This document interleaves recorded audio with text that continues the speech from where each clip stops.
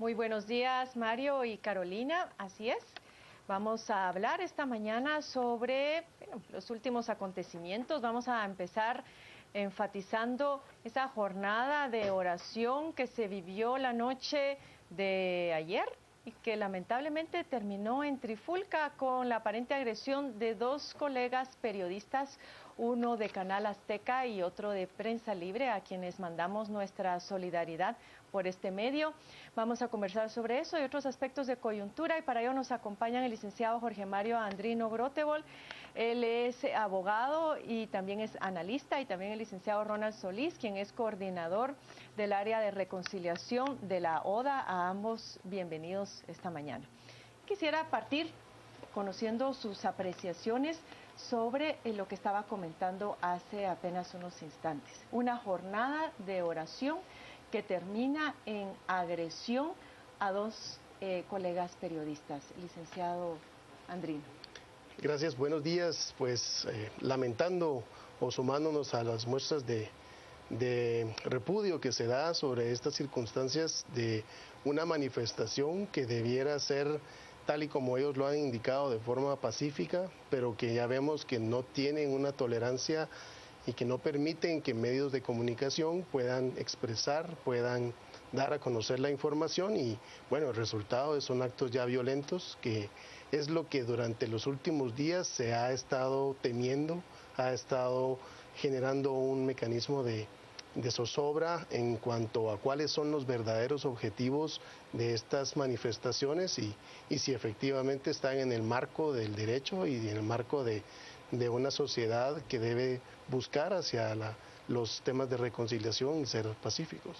¿Cómo explicar estas incoherencias, licenciado Solís? Porque una jornada de oración que termina de esta forma y con grandes tintes de prepotencia, porque resulta que la misma actitud que se ha tenido por parte del partido en su conjunto cuando anunció estas manifestaciones, en el sentido de que pasan de ser los agresores a las víctimas, porque parece que eso fue parte de lo que se vivió anoche. Los guardaespaldas del señor Barquín agreden a los periodistas, pero luego se quieren pintar como víctimas y empiezan a hacer una serie de acusaciones y a intimidarlos con llevarlos a través de sus abogados ante los tribunales de justicia. Pareciera a veces que todo esto tiene un cierto tinte demencial. Usted, que es el psicólogo social.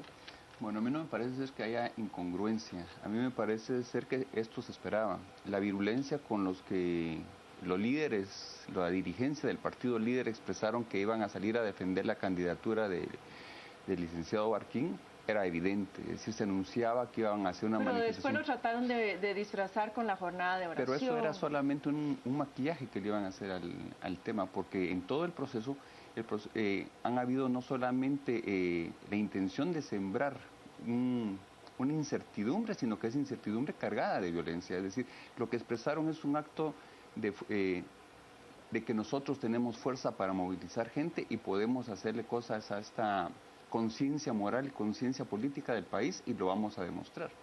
Es decir, plantear que iban a movilizar 100.000 gentes me parecía que era un acto de alarde. No sé si tengan la capacidad para hacerlo, pero era un acto de alarde. Y lo que se dio al final ayer, sumamente lamentable, porque atenta contra los derechos de información y de comunicación, además de los ejercicios laborales de los compañeros periodistas, termina por confirmar lo que se dio desde el inicio. Vamos a salir con actos fuertes, actos que impacten a la ciudadanía, defendiendo lo que ellos asumen como un legítimo derecho de participación electoral, a pesar de los señalamientos.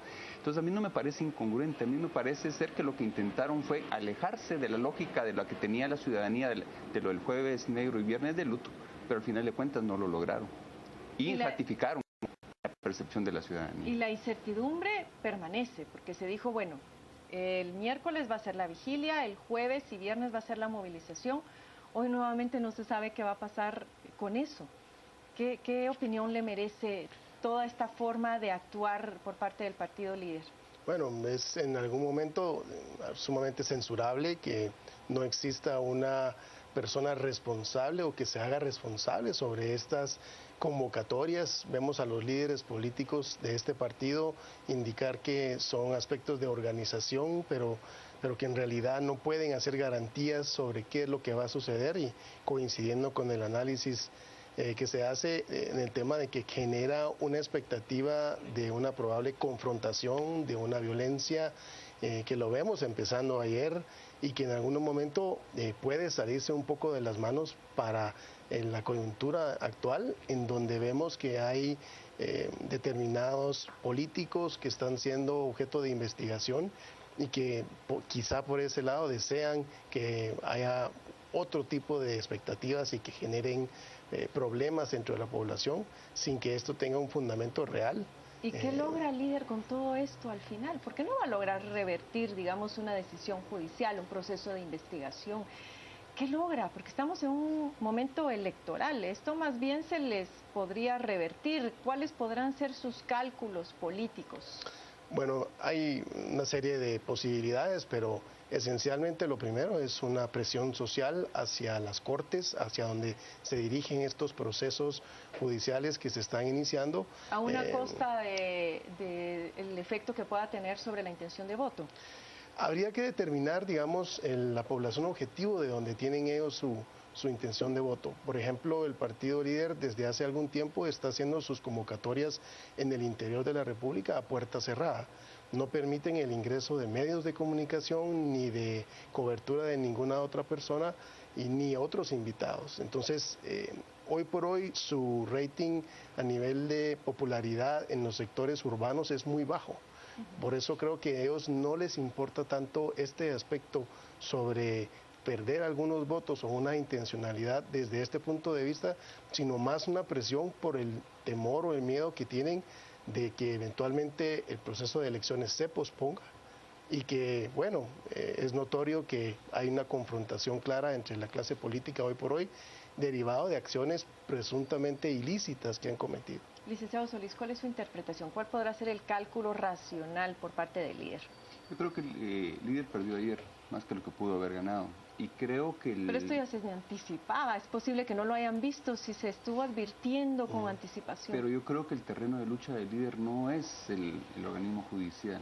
El terreno de lucha es el Congreso de la República para que las propuestas de modificación a la ley electoral de partidos políticos no pasen. Entonces yo creo que lo que hicieron ayer fue una demostración de que podían tener cierta fuerza para movilizar y presionar a algunos organismos del Estado.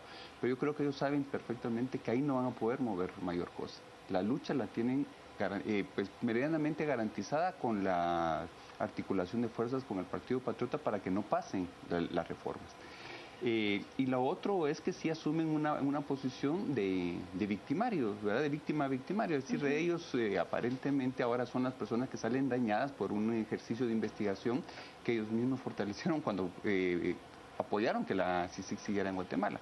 Entonces yo creo que eso es un elemento sumamente importante. Y la otra es que un elemento psicológico que se ha manejado en muchas partes de América Latina, particularmente a partir en los momentos de la guerra en Centroamérica, es que despertar la ansiedad, donde las reglas de juego no están claras, terminan por generar mucha anomia y entonces la gente no sabe qué hacer.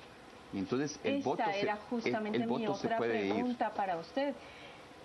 ¿Qué se podría esperar de la reacción de los ciudadanos ante toda esta situación, ante todos estos abusos, ante todas estas agresiones, ante todas estas motivaciones y sobre todo hacia esa aparente falta de interpretación de los diputados en el Congreso de la República, de otros políticos, sobre el malestar ciudadano que existe desde el 16 de abril, para ser un poco más exactos? Es que hay mucha incertidumbre. A ver, me da la impresión que se abren una serie de preguntas que no dan espacios a respuestas. Por ejemplo, ¿puede haber modificación del calendario electoral? ¿Qué implicaciones tiene para quien lo solicita? Se han corrido, se plantean muchas ideas, se plantean muchos argumentos, muchas interpretaciones legales, pero finalmente el ciudadano no sabe cuál es. Y la otra cosa es que hay afirmaciones tan contundentes en el país que terminan por matar las esperanzas. Entonces, por ejemplo, mucha gente dice que lo que el comisionado Velázquez señaló la semana pasada, todo el mundo lo sabía, pero no con la contundencia ni de una fuente que ha tenido una condición de credibilidad. Entonces, que impacta la condición del ciudadano y que dice, bueno, ¿en qué país vivo? Pero vamos a permanecer impávidos, entonces, ante esta Yo no situación. creo que en este momento se logre evidenciar alguna acción de articulación social que permita desmovilizar la incertidumbre y esta ansiedad que se está provocando. Yo no veo que hayan que hayan posibilidades de articulación social en los diferentes espacios que se están empezando a hacer, porque las movilizaciones de los sábados terminan siendo movilizaciones espontáneas que no tienen una conducción, pero que la gente tampoco quiere liderazgos y protagonismos. Eso, y ahí hay una contradicción importante. Ese es un tema importante y quiero volver sobre eso, pero estoy muy interesada, y como ustedes lo estarán también, en conocer las opiniones de nuestro público televidente. Carolina está lista para dar lectura a ellas. Carolina, por favor. Gracias, Carmen. Así es, le planteamos la pregunta a los televidentes sobre cuál es el impacto de la primera concentración de los seguidores de Valdizón. Tenemos los siguientes comentarios, leeremos en este momento los que nos han dejado en Twitter. Marina Sandoval nos dice: patadas de ahogados, solo muestran el miedo que tienen, pero qué bueno que muestran la escoria que son. Roberto Duarte: hoy el partido líder amaneció con menos simpatizantes y con menos posibilidades de ganar. Utilizó el hashtag Impacto Líder, de esta manera podemos encontrar más fácilmente sus comentarios. Martí: la verdad no está en sus palabras, sino en sus actos. Víctor nos dice: el rechazo social los hizo reaccionar, sin duda se victimizarán ahora. Medios deben publicar amenaza de marcha. Aldo Bonilla: la política es percepción. Acarrear empleados municipales bajo amenaza es muestra que alcaldes y presidenciables son iguales. Rudy Rodríguez: una burla, llamarle vigilia. El pueblo no cae ya en sus mentiras. Aurora González: todos tenemos derecho a manifestar, pero libremente. Esa es la diferencia entre lo de ayer y las manifestaciones. Nos pone también que la razón por la que la vigilia no es aceptada es que porque, como siempre, tuvo acarreados. Sergio Estuardo: conozco a muchos trabajadores municipales y sí son obligados. Y si no lo hacen, los llevan mal. Aparte, dice que son mentirosos. Ale Rodas: la idea de la vigilia está bien. Digo, concentración de masas, oración, pero no me parece que la vigilia líder tenga los fines correctos.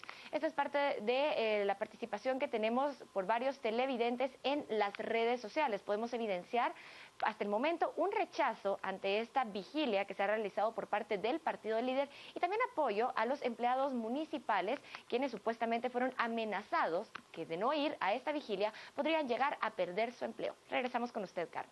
Gracias, Carolina. Insatisfacción y señalamientos a las coacciones que se han estado viviendo para obligar a algunas personas a asistir a estas actividades por parte del partido líder. Yo quisiera volver sobre esto que mencionaba el licenciado Solís, licenciado Andrino, en el sentido de que si seguimos así y no hay finalmente una articulación, como él mencionaba, si no hay organización, si de pronto no surgen liderazgos que puedan canalizar todos estos sentimientos e ir marcando orientaciones sobre qué es lo que como ciudadanos debemos de hacer, porque tenemos que recordar acá una cuestión muy importante, es decir, prácticamente lo que está haciendo la CICIG y el Ministerio Público en este momento es lanzarnos la bola para que nosotros hagamos el remate. Ese remate no es más que el poder retomar nuestras instituciones, el poder retomar nuestro Estado de Derecho y volver a poner orden en el país. Pero nos están lanzando la bola cada jueves. Hoy, por cierto, es jueves de Paches y de CICIG, diría mi amigo Quique Godoy. Nos están lanzando la bola los de la CICIG y el Ministerio Público, y nosotros no somos capaces de hacer ese remate organizándonos y permitiendo esa asunción. Bueno, yo no sé si hay liderazgos capaces de poder canalizar todo esto. ¿Cómo hacemos? Bueno, a mí me parece que se habla de un despertar de la sociedad, no específicamente de una clase específica, sino de todo un grupo en el interior de la República, de grupos de estudiantes, de maestros, y de alguna manera Guatemala está viviendo un momento de mucha coyuntura precisamente por el momento y el año electoral. Entonces aquí hay un descontento de la población con una clase política que no ha respondido no solo a las expectativas. Vemos nuestra situación en indicadores hace algunos años y no vamos hacia un mejor futuro. No vemos que haya mejora en ninguna de las áreas más importantes, desde desnutrición, aspectos ambientales, económicos, desempleo. Cada día tenemos más migrantes. Ese aspecto es tan importante ahora porque durante mucho tiempo se ha hablado que la sociedad ha dejado que estos malos políticos alcancen cuotas de poder precisamente por no querer intervenir. ¿Verdad? De no descuidar esos temas de fondo que usted acaba de mencionar. Estamos muy concentrados en lo electoral, estamos muy concentrados ahorita en los tribunales de justicia, pero tenemos mucha hambre en el corredor seco, tenemos contaminación. Todavía hay un desorden impresionante en las aduanas que está haciendo que baje la recaudación tributaria. Es decir, ya ni siquiera es que nos vamos a lograr la meta, es que seguimos empeorando en ese sentido. Pero para poder cambiar todos esos temas, eso pasa forzosamente por renovar nuestra clase política. Finalmente se hace un dictamen que pasa al Congreso de la República sobre las reformas a la ley electoral y a partidos políticos, pero esto no satisface las demandas ciudadanas. ¿Por qué? Porque dijeron no a la reelección para esta elección, no al voto nulo para esta elección. Puedo entender que haya razones técnicas para ellos, que es parte de lo que están argumentando los congresistas, pero no vamos a lograr eso. ¿Qué va a pasar a partir del 14 de enero del 2016 en adelante? Es decir, esta misma gente que ha hecho del Estado esta gusanera, es la gente en la que vamos a tener que depositar, lastimosamente, nuestra confianza, si es que se le puede llamar de alguna forma, para que impulse los cambios para mejorar esos problemas de fondo que se siguen agravando. Yo creo que hay dos principios fundamentales acá. Todavía hay una oportunidad para que los ciudadanos y ciudadanas puedan hacer un voto consciente, un análisis muy específico en sus localidades, en sus municipios, en sus departamentos y a nivel nacional sobre cuál es el efecto de un voto, no porque me regalan algo, sino porque efectivamente estoy consciente que puedo tener un contacto efectivo con este representante. Y luego, a partir del 14 de enero o en todo momento, sin dejar de hacerlo ahora, un proceso de veeduría social. La sociedad no puede, con nuevo gobierno, dejar a un lado todas estas circunstancias porque justamente ante esa ausencia de liderazgos nuevos que esperamos resurjan a partir ya de los próximos meses, tiene que haber un control social sobre las acciones del Estado. Un ataque frontal contra la corrupción, un ataque frontal contra todos aquellos actos que no son legítimos de una sociedad guatemalteca, que es un gran país y no podemos dejarlo a un lado. ¿Qué opina, licenciado Solís? A ver, yo creo que ir a estas elecciones, como dice la consigna, en estas condiciones no tiene mucho sentido. La ciudadanía va a ir a votar, pero no va a ir a elegir. Como lo señaló la conferencia episcopal en un comunicado hace un par de meses, ir a estas elecciones a escoger nuevamente del menos peor. Es disminuir la magnitud de la crisis, disminuir la magnitud del malestar, pero construir un terreno sumamente conflictivo. Cualquiera que en estas condiciones llegue a gobernar el próximo año es muy complicado, va a ir deslegitimado, va a ir con un mecanismo, con toda una acción de presión y una conciencia alrededor de la ciudadanía de que se pueda repetir lo mismo, como tú muy bien has dicho, es decir, la independencia judicial del Ministerio Público y de la CICIG se ha puesto en juego, ha puesto sobre la mesa cosas importantes, pero la respuesta, por ejemplo, del Poder Local no ha sido la misma, la respuesta de las secretarías, del Ejecutivo no ha sido la misma. De las autoridades es que no ha habido respuesta. Claro, porque no hay Estado, hay una ausencia de Estado importante. Pero tampoco ha habido la respuesta necesaria por parte de nosotros los ciudadanos. Me pregunto, ¿nos vamos a seguir tragando nada más esa insatisfacción? ¿Vamos a llegar como corderos a las urnas a elegir al menos peor? Y después nos vamos a seguir tragando nuestra insatisfacción permanentemente haciendo ciudadanía de redes sociales. Yo creo que hay que pasar de la lógica de que en este momento se requiere voluntad política a que se requiere presión política. Es decir, la voluntad política esperemos para un nuevo gobierno. Pero hoy lo que se ha evidenciado, lo que ha movido es presión política. Pero para la presión política se necesitan espacios de diálogo. Y esta ciudadanía no ha sido muy propensa a los diálogos, es decir, recordemos en el pasado muy reciente el cisma que dejó de manera importante el caso por genocidio, la división que dejó. Entonces, volvernos a encontrar y discutir más allá de un juicio ideologizado el futuro del país no es tan fácil. Sentarse a la mesa muy abiertamente a conversar sobre esos temas, sobre todo cuando hay reivindicaciones añejas en el país como la reivindicación de los pueblos indígenas, pero a pesar de eso se sigue vilipendiando. Entonces es muy complicado que exista un espacio de diálogo. Y un espacio de diálogo tiene que construirse con el objetivo de articularse políticamente y en este momento no buscar la voluntad política del funcionario, sino que fundamentalmente la presión política para que se den los cambios.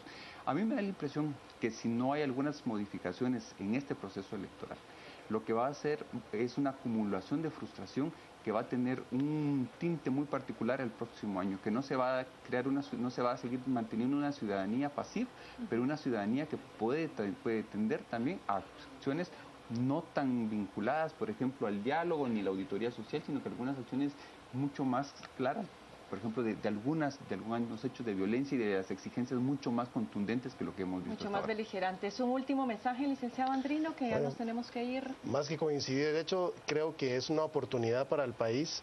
Además del diálogo, tiene que generarse una ruta de consenso y hay muchos problemas en Guatemala, pero tiene que haber prioridad. La ley electoral y su reforma al sistema político es indispensable. Luego vendrán otros temas que son propios o que caen de su propio peso ante un fortalecimiento del poder local, etcétera. Pero hoy por hoy la reforma a nivel social, a nivel político, tenemos que ponernos de acuerdo y por supuesto el llamado a resurgir un liderazgo nuevo que a partir de este año empiece a transformar un sistema que nos dé legitimidad en la representación. Gracias, licenciado Andrino, licenciado Solís, por habernos acompañado. Vamos a volver a la mesa principal en este momento porque Carolina y Mario tienen más notas informativas para usted.